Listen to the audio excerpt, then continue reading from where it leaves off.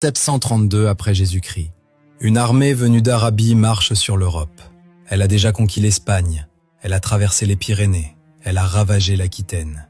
Elle avance vers Tours, le cœur de la chrétienté. Personne ne l'a encore arrêtée, personne, sauf un homme, qui n'était même pas roi. Son nom, Charles Martel, le marteau. Né vers 688, fils illégitime de Pépin de Herstal, maire du palais du royaume franc.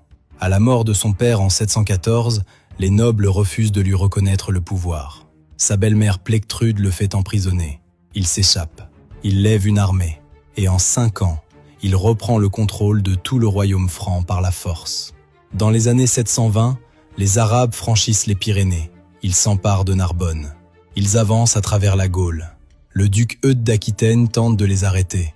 Il est écrasé, son armée dispersée. Il fuit vers le nord, vers Charles Martel, son ennemi d'hier.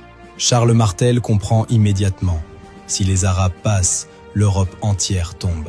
En octobre 732, il rassemble une armée de 20 000 à 30 000 guerriers francs, des vétérans, des hommes à pied, avec des boucliers, des lances et une discipline de fer.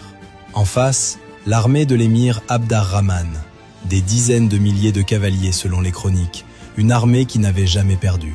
Charles Martel choisit lui-même le terrain, une forêt, un terrain surélevé, là où la cavalerie arabe ne peut pas charger librement.